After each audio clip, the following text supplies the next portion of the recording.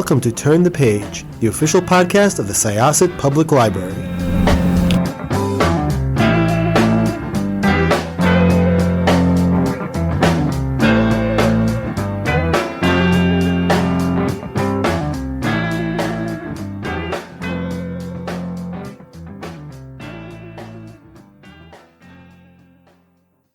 Hi, this is Jessica with Turn the Page podcast, Syosset Library, and my librarian co-hosts today are Megan and Stacy Mencher, Reader Services Librarian.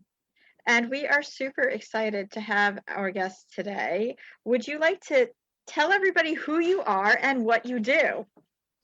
Hi, everybody. My name is Madlyn. I work at Lucasfilm. Yes, that Lucasfilm, the creators of Star Wars, and I am our physical archivist. So I take care of our props and costumes, and because we are Star Wars, I also take care of our creatures and droids. Wow.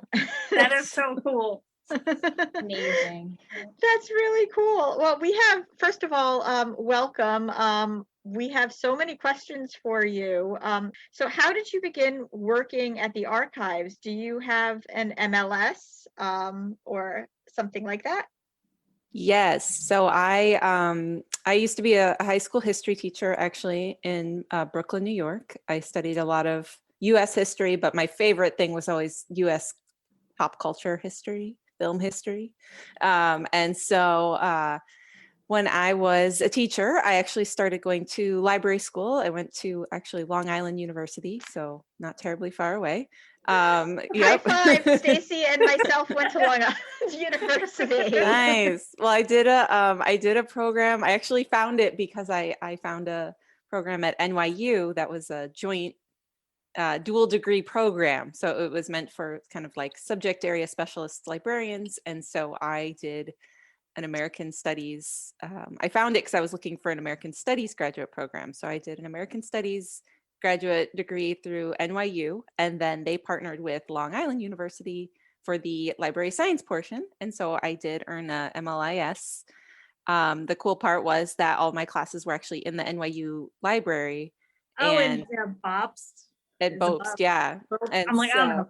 At Bob's Library, yes, in Washington Square Park. So I was able to take all my classes there, but I also had a library mentor at NYU in a labor and the left library. It's called the Tamament Library. It's on the 10th floor of Bob's Library.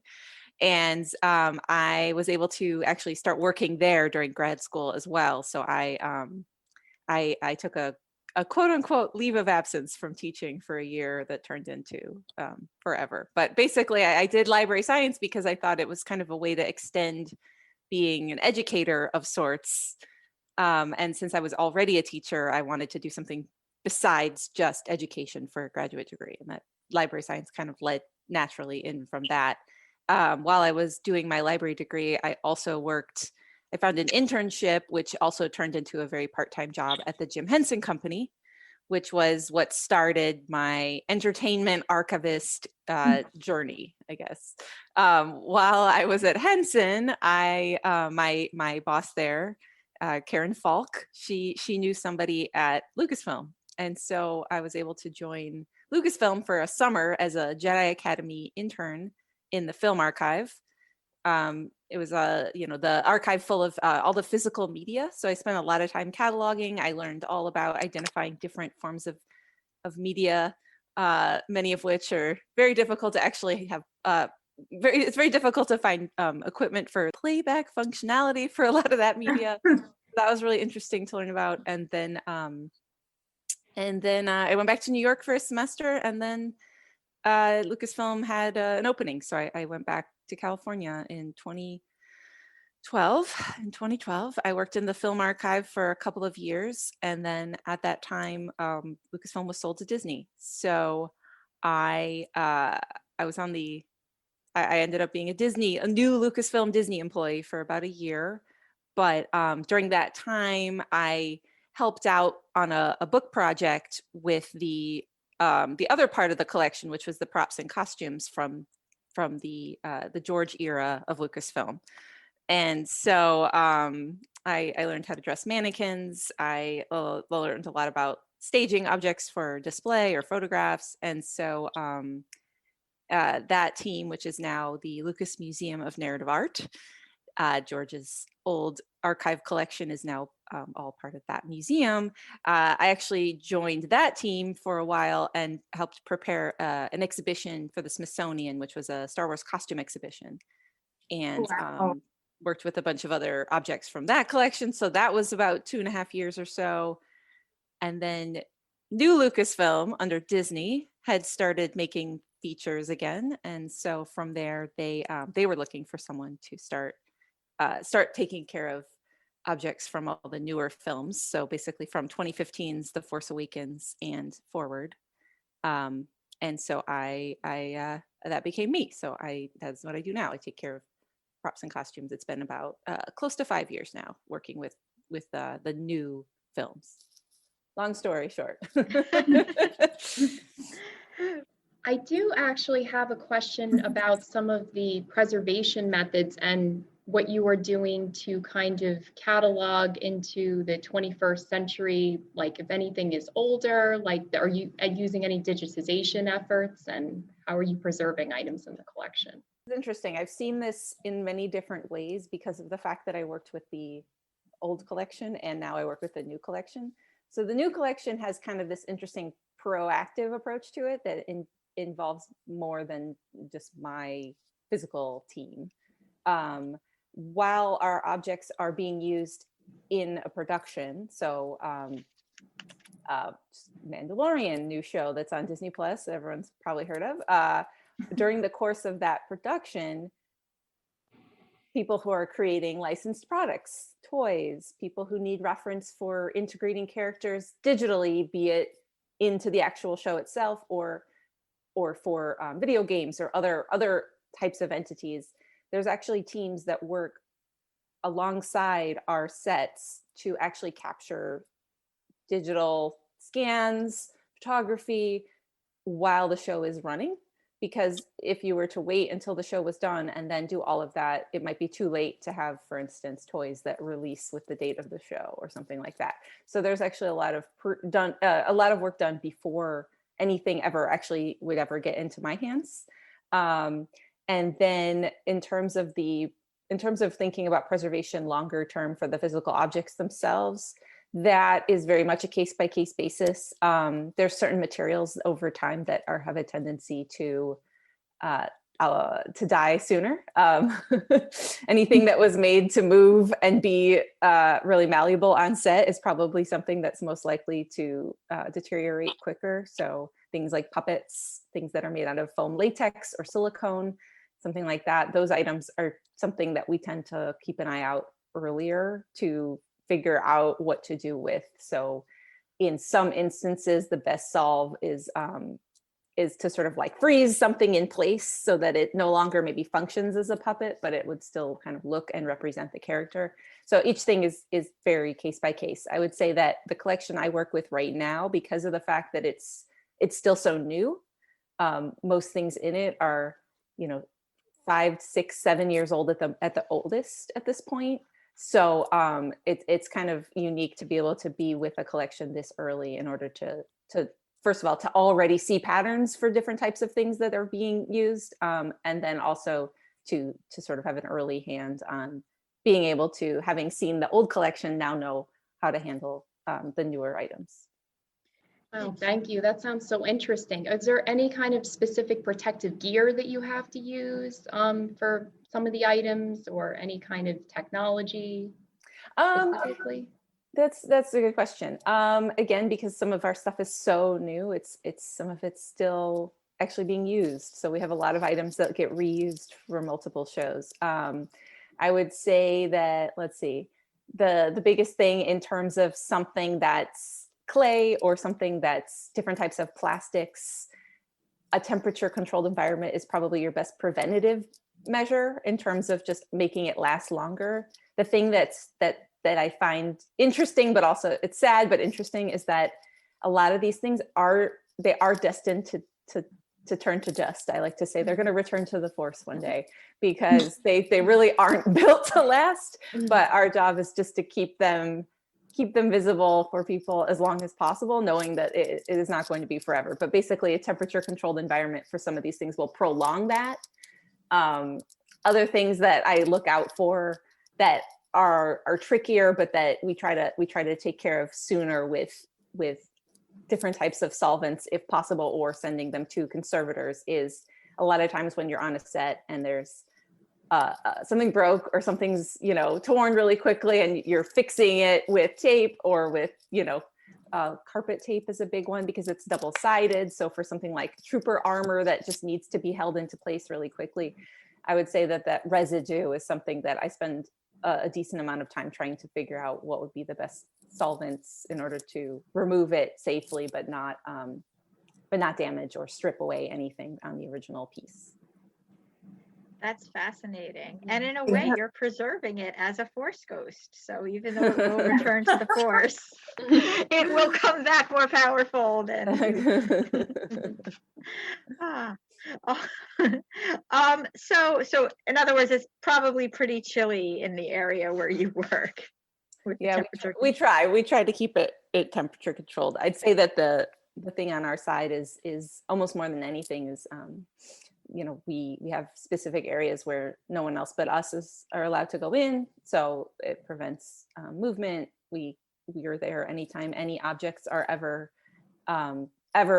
moved from different sites. So for instance, if we're going to do an exhibition, our team is the one that packs up the items and then we receive it on the other end, and no one ever touches them without our presence. So just by having just kind of oversight on that helps to prevent things over time from happening.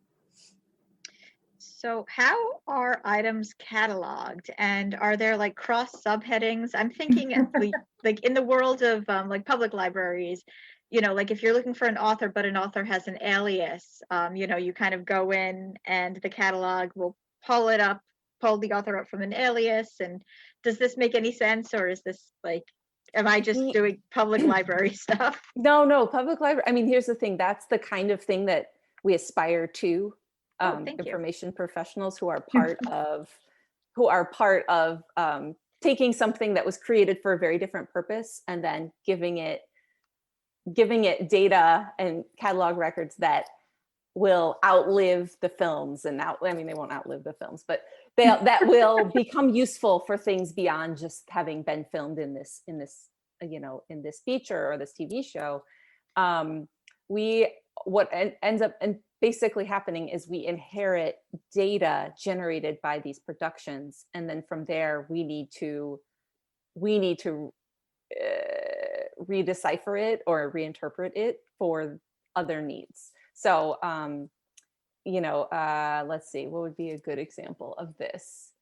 Okay, here's a great example. So when new creatures are created for Star Wars films, a lot of times the species name may not have been identified yet.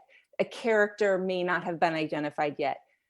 It may be that we don't know what the final edit of the film will look like, and therefore a creature might become more prominent than initially thought.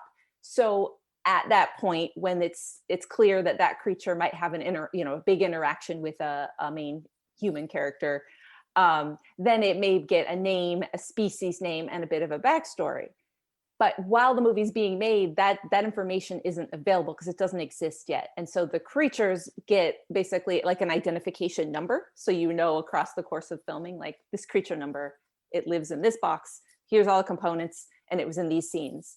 But it might not get a name till later. So I might get a record for this creature that I can visibly identify. And later, after the film has come out, and maybe a lot of our books have visual dictionaries that come out with them as well to reintroduce or introduce new characters, things like that. So at that point, I can look at the data and say, oh, cool, that has a name now. That creature didn't have a name throughout the course of production, but now it has a name. So I need to update that and find the records for it and make sure that piece of information is included. Another good example is code names. So we might use a code name for something over the course of filming, and then once the movie's out and everyone knows and this and that, then we can put that so-and-so made a cameo in this film. Not trying to spoil anything for Star Wars fans, but So yes, there is some reinterpreting of data. There is some adding of data in order to make that accessible. There's also things like there's very common misspellings in the Star Wars universe. There's people referring to characters in a certain way. Here's a good one, like C-3PO. It's C-3P letter O. Some records might just not have that dash. So when you search for them, that doesn't come up. So it's anticipating the needs of who's going to be looking for this information and making sure it's as consistent as possible. Yeah, stuff like that. That's a fabulous answer. That is, Yeah. and that very much reminds me of, like sometimes when you're searching for something in a public library, and it's not coming up, and then you find it and you're just like, wait a second, that's what that was called? Okay. Totally. We had a really good, I shouldn't say incident, but all of our 5 features that we have made since I became part of this newer galaxy, they've all been made in England. And so that's another layer of translation to be made, which is that sometimes clothing items have different names in the Queen's English versus American English. So we also need to make sure that both teams, both sides are able to search for things how they identify them. That's definitely a big thing that I noticed. There's also we had a misspelling that was it was many layers of confusion before we figured out what it meant. But basically, if you think about like bench seating at a diner, like banquet seating, like that word. Yeah. Banquet. Yeah. So in British English, somebody called it banquet because of British pronunciation, and they spelled it in the database Bonket. And it took all many layers of confusion to figure out what that referred to, and now we know. And that is one of our main kind of reminders of how to suss through information and make sure that we're clearing it up and clarifying it as best as we can. Question. I have like 3 questions, but I'll start with my first one. So like, how many people are on your team specifically that you work with? So here in the US, there's typically 3 of us. And then we have some folks in the UK, usually 2 to 3 people in the UK who've been there because of the fact that that's where we've shot our films. But I'm part of a team that's called Physical Asset Management. And so on every TV show or film that we also have an assigned physical asset coordinator whose job it is to oversee data ingested from that specific TV show or film to make sure that all of the props and costumes and other creatures, set dressing and anything gets documented. So that part is actually from a very, very much like a financial perspective in terms of tracking financial ledgers when purchases are made and translating that into, okay, they bought 18 bolts of wool fabric. Okay, well that became, 18 Jawa robes or something like that. So it's kind of on that level. So in terms of our United States corporate team, there's 3 of us typically, but there's a lot of people attached to each of our productions as well. That's really cool. Because I first thought it was just you, and I was like, oh my God, you do so much. You need to like clone yourself. And so the archives, like, is that just more like in-house of like with Lucasfilms and all of that? Or do you ever open to the public for anything? Or is it just like when you work with exhibitions? So yeah, it's meant for internal research and reference. There's any research or reference that is done with any of our assets by someone that's not an actual Disney or Lucasfilm employee is typically someone that is in some form of contract one way or another with a Lucasfilm or Disney entity. So publishing, if there's a book project that requires, let's say, some new photography of some items, but it needs to be a Lucasfilm sanctioned project. Same with licensed products. If a company wants to recreate either like a prop replica of some kind, or if they want to create small figures, but that need to look pretty close, then that's all cleared and already sort of like a expectation for our franchise, because people love Star Wars so much. But it does have to be cleared in that way. There isn't like there is not like a public tour or any sort of like public access point. We do have convention appearances on the regular. So typically in non-COVID times, we typically have some form of a display at San Diego Comic-Con, for instance. We do that there's always some form of a Lucasfilm presence. And usually there's some form of prop, costume, or creature or something from our actual productions. We also do a lot of events that help promote upcoming projects. So since the time I've started, we've done displays and actually had live walkarounds with real costumes for red carpet premieres for all of our films. And even sometimes for the Mandalorian, there were some small events as well. So so those are the opportunities where people besides us actually get to see items, which is really fun. There's other conventions we've done in the past as well. We did New York Comic-Con. We've done Essence Fest in New Orleans a couple of different times. It's great. It's really fun to see people get excited.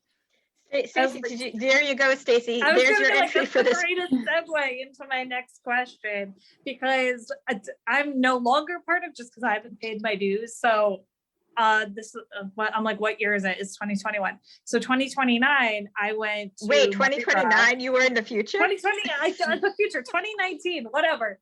You get my point. I'm too excited. But in 2019, I went with my husband, we went down to New Orleans, and I was like, we like New Orleans, we like nerd stuff. So we ended up joining the intergalactic crew of Chewbacca's, which is the nerdcore bacchanalian revelry, all obsessed with anything, but mostly Star Wars. And I was going to say, like, have they, like, I'm sure probably someone from them, because there's like a bajillion of them, been like, oh my God, Lucasfilms, because I just think of everything, because I see the giant fluffy pink Chewbacca's like all the time now. Oh yeah. Of like working with stuff like that. But it's cool because you brought up New York Comic-Con. Like, I know we've been in the past. Stacey and I have definitely walked by one of your displays at New York Comic-Con. Yeah, well, there's a lot of interesting, this is like more of like a general Lucasfilm kind of way of life, I guess, is that there's a huge fan community. There's a lot of different fan groups. And over the course of the time I've been in this job, we have a lot of interactions with fan groups, people who come visit us at booths. Occasionally fans are asked, this is not necessarily my jurisdiction, but fans are able to actually join in shoots because they look for people with their own armor, for instance. Live events, occasionally you'll see people dressed up in costumes, and sometimes those are fan groups as well.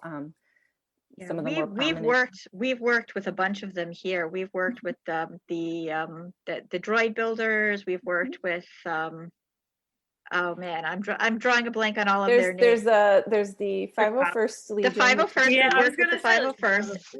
And also the Saber Leagues, I think. There's a Saber League, and there's also the Rebel Legion. We have not worked with them specifically, but I do know that the 501st sometimes crosses over with them, which one would think that that's like an impurity, but it's really not. You could, I mean, have your costume. It's partly just because of breadth of characters, but also something that we kind of think about at Lucasfilm is that when there's fan groups that are appearing, a lot of times it's characters that you don't see their faces. So it's just, a stormtrooper or even a Darth Vader or a Kylo Ren or something that you don't see their face, because then there's no casting confusion. Whereas a lot of the Rebel Legion characters, a lot of them are face characters. So there's people who definitely, this is their job and this is their specialty. I just happen to have a sideline view because of the fact that we do occasionally provide screen used costumes for characters that are harder to find. So on the red carpet for The Last Jedi, we had some Praetorian guards, which are the red guards that were in Snoke's throne room.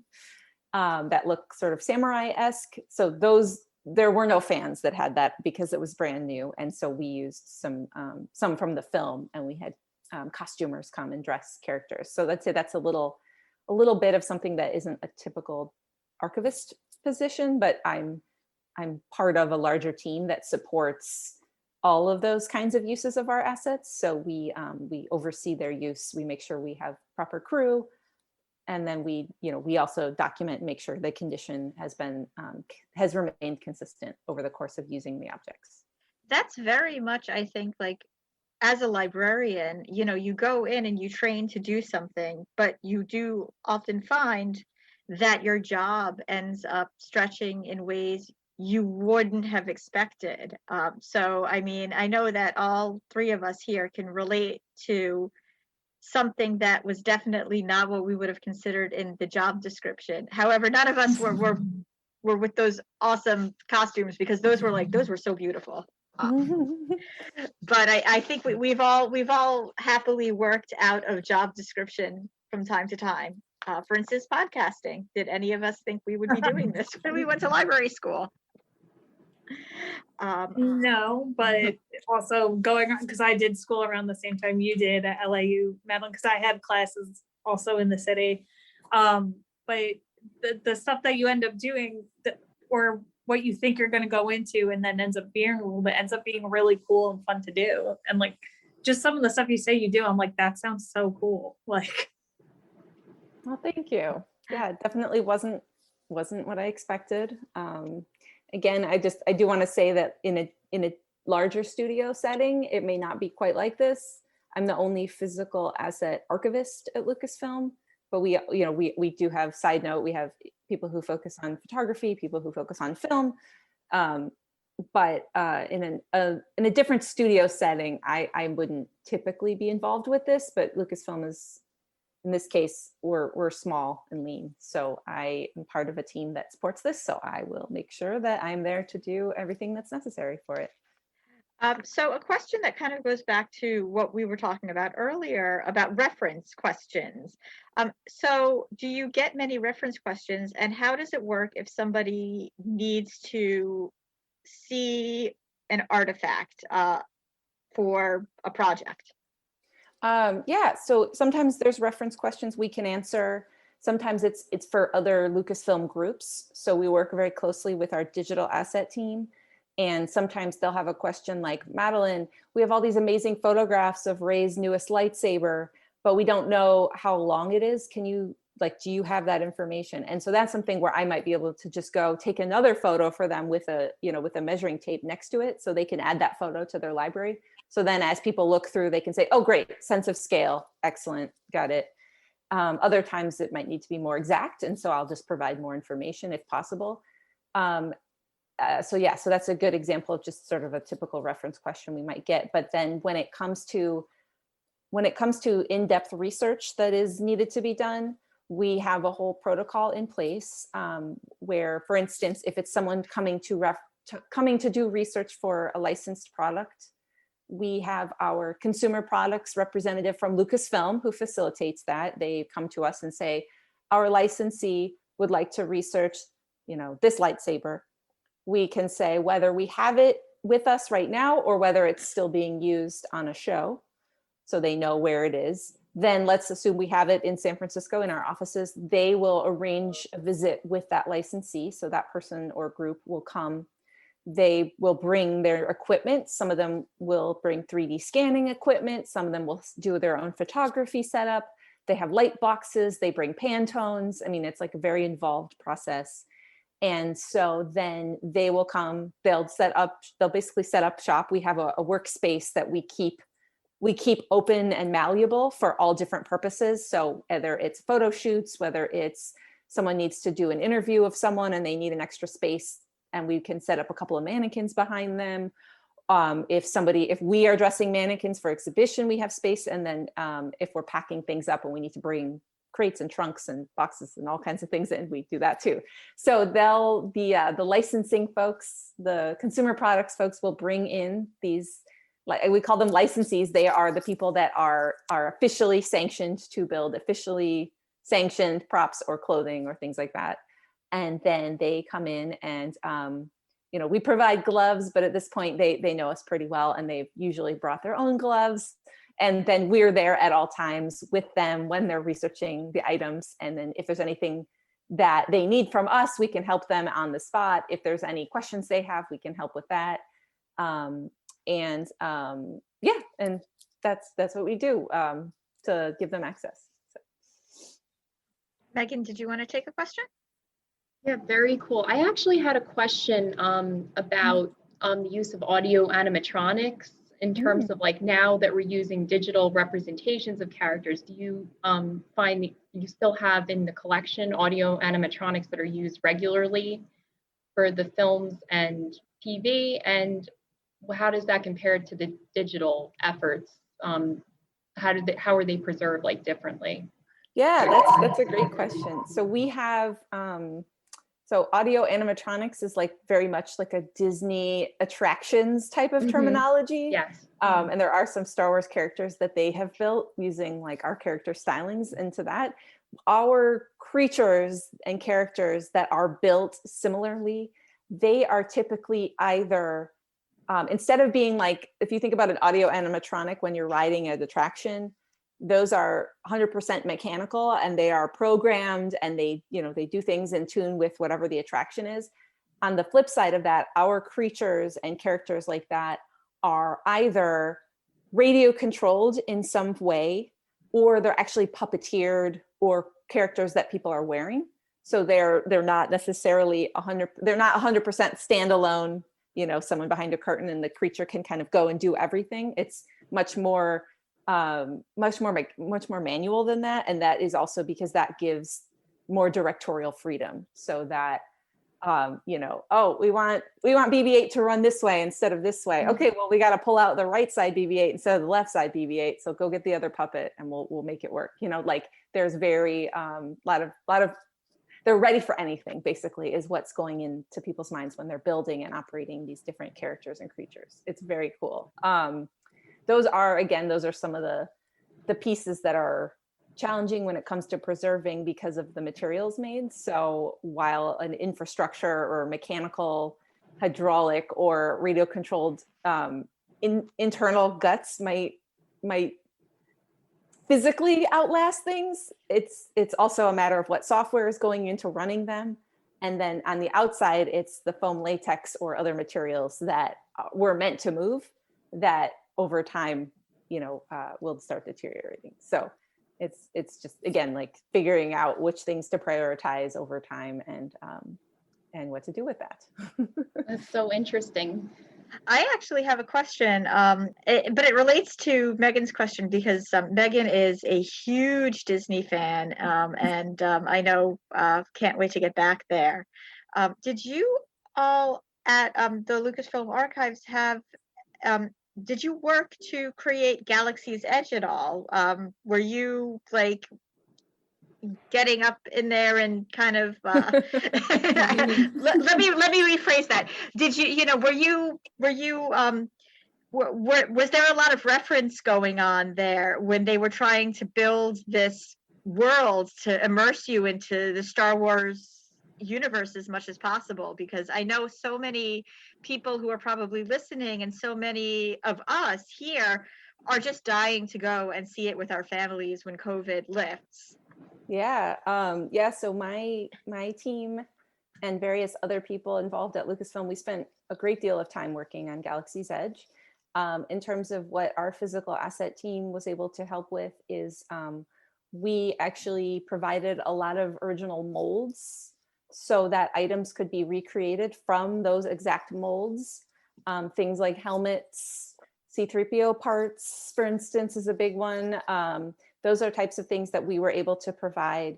We also were able to provide a lot of physical samples. So things like texture, things like color, other materials that we were sort of regularly appear in Star Wars, we were able to provide for.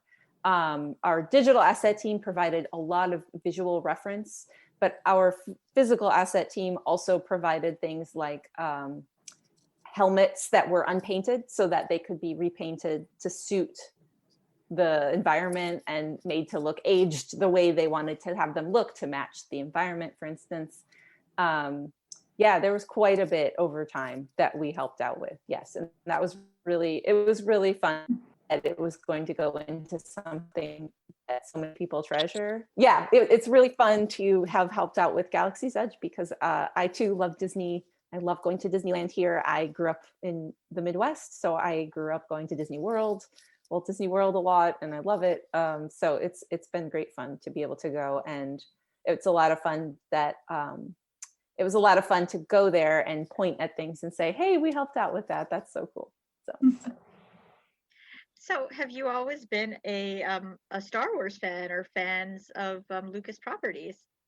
I grew up with Star Wars, absolutely. I would say that my approach has always been kind of more about the thing than to be a fan of the thing itself, if that makes sense. So like, Yeah. I love the fact that Star Wars gets referenced in so many other pieces of pop culture.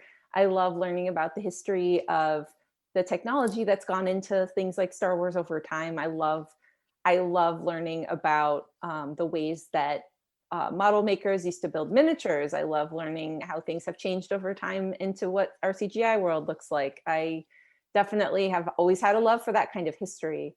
In terms of Star Wars as like a thing to consume and a bunch of films to watch, I definitely like a lot of people. I grew up watching the original trilogy of Star Wars. My family was very, really enjoyed it. My parents went on their honeymoon in 1979 in the Upper Peninsula of Michigan and randomly found an R2D2 ceramic cookie jar in a copper shop, because Upper Peninsula was a big copper mining place for a long time. And so they had this like story about the woman who worked there who was asking them to barter basically, and they were like, we just want to buy it. Can you just tell us how much it is? And it was just this whole story that I've heard like 100 times. My whole life, our cookie jar was R2D2, and it was a very early licensed product. It says Fox 1977 underneath it. Fox produced the very first Star Wars film, Fox Studios. And yeah, I have dibs on that. I told my brothers I have dibs on that. But also around the time that the special editions came out, which was 1997, when the films were re-released in theaters, my little brother was pretty young, and he was very interested in Star Wars at the time, and he could barely talk when he was like a couple years before that, when he was like 2, he could barely talk, but one of his first words was "Dawo." So yeah, Star Wars has always been important in terms of something that brings our family together. My other brother is turning 35 next month, and he's going to have a Baby Yoda themed birthday party. So that's amazing. And by birthday, that's awesome. On Zoom with my parents and me zooming in. But Baby Yoda was my kids' favorite holiday gift this winter. Like that's what they wanted, and they really took. I mean, first of all, that was beautifully done. So I'm sure that your team had something to do with people making, the Baby Yoda toy that everybody wanted this year as authentic as possible.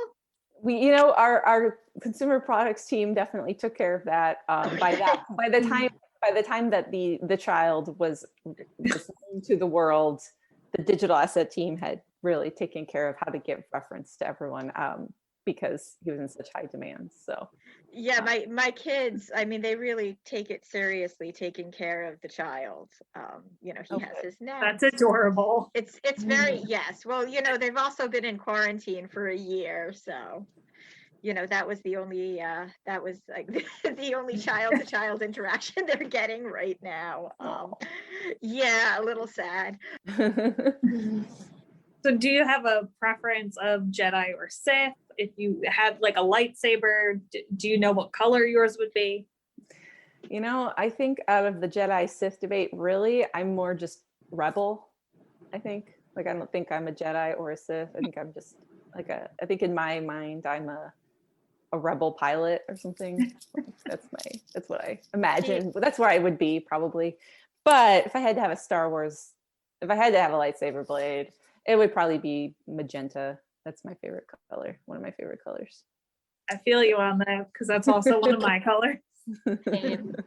I like teal, and I know that there's like, you know, like if you there's probably, I mean, there's as many lightsabers as there are colors, like lightsaber colors as there are colors. I think looking through lightsaber lore, though, as flashy and cool as it would be to have a teal colored lightsaber, I think yellow probably fits my personality the most. And I believe the librarian of the Jedi had a yellow lightsaber, if I recall. I have to. Jocasta knew. Yes, Jocasta knew. Yes, had a yellow lightsaber. So anyway. Do you have a favorite item in the collection? You know, I think it's more like a general concept of favorite things. I've always, I grew up watching Sesame Street, so along with liking Star Wars and other sort of imagined things, but I really loved puppets in terms of Sesame Street characters. I cannot tell you how many episodes of The Muppet Show I've watched since the Muppet Show dropped on Disney Plus last Friday. Friday, the 19th of February, 2021. Yes. And so I think that when I see things like Yoda puppets or other puppet creatures, they make me really happy, because it's kind of, first of all, it's just fun to see different techniques and how things are different between something like a felt hand puppet that is very minimalist in terms of design and functionality, into something that's really complex and involves a lot of different elements, and then also just materials that are used to create them. So I definitely think that characters like Yoda or Max Rebo, who is part of Jabba's rock band, whatever Jabba's lair band, and other puppeteered characters. The thing that I think makes Yoda especially special, kind of like as an overall concept of a character, is that for the original trilogy, it was Jim Henson's idea that Frank Oz perform Yoda. And then Yoda's, a lot of times people who worked on films, they're freelance. So they work on a film or they work on a show, and then they move to different shows. And so there were actually some Henson puppet builders that helped build and perform Yoda as well, besides Frank Oz. And so that connection between those contemporaries, that really, it just makes me really happy to feel that connection and see how that history changes and grows and connects people as well. Yeah, I love how interconnected all of this is, you know, and as you know, we interviewed Susie at Henson Archives, and that was a really fun interview. It was about a year ago, I believe, as well, right before we closed down the library to the public for a while. You know, I love the interconnectedness of, you know, just like when you look through just certain important milestones of, I guess, like childhood, you know, like people growing up in the late 70s, early 80s, 90s. And I guess now, because now everything is connected to now, because Star Wars is not going anywhere, neither are Muppets or Fraggles, apparently, that they do kind of have this root that sort of grew like a beautiful garden from, you know, this same place. You look at certain programming as a child, and Steven Spielberg had a hand in a lot of it, even if you don't realize it, and George Lucas and Jim Henson. So you really just find these little threads everywhere you go, and it's very comforting. It's almost like the chocolate chip cookies of childhood pop culture. Sort of realizing everything is connected. I mean, I know I'm like a huge dork, and when I used to watch Batman the Animated Series, I cried when I found out that Mark Hamill voiced the Joker, because he's Luke Skywalker and he played a villain so well, and there was just something so emotional in that. So yeah, I know I'm just completely a huge dork. So there you go. I have one more question, because it relates to what you said about when helping out with building like the Galaxy Edge thing.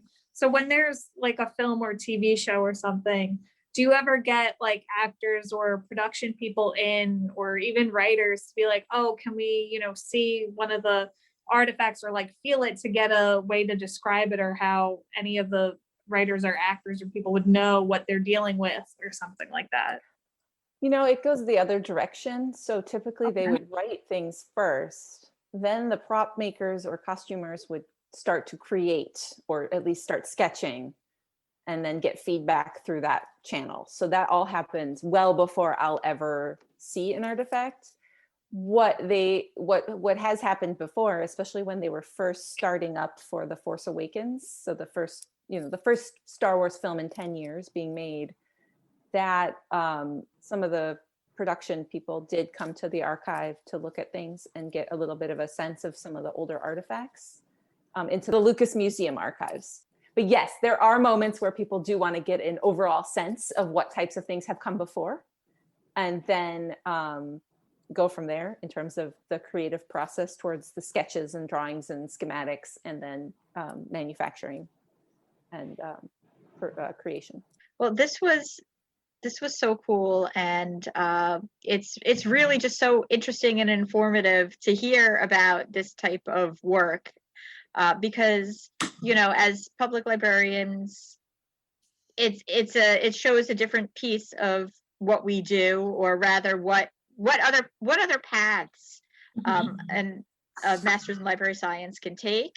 And for just people who are interested in pop culture and the inner workings of stuff, it's a really nice little look behind the curtain.